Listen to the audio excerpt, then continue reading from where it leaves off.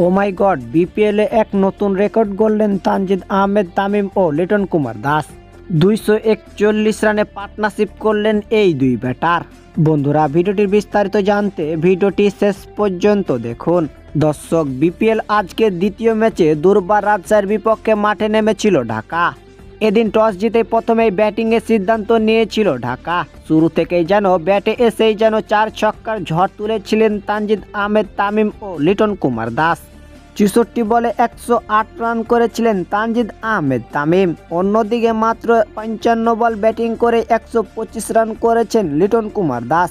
দুজনে মাত্র 112 বল ব্যাটিং করেই 241 রানেই পার্টনারশিপ করেছেন এই দুই ব্যাটার। এমনকি দুর্দান্ত ঢাকা নির্ধারিত 20 ওভার ব্যাটিং করেই 254 রান করেন 1 উইকেটের বিনিময়ে। বন্ধুরা, লিটন দাস এবং তানজিদ আহমেদ তামিমের এমন ব্যাটিং আপনাদের কাছে কেমন লেগেছে তা অবশ্যই কমেন্টে জানাবেন। আর ভিডিওটি ভালো লাগলে লাইক দিবেন, যারা চ্যানেল নতুন অবশ্যই চ্যানেলটি সাবস্ক্রাইব করে দিবেন।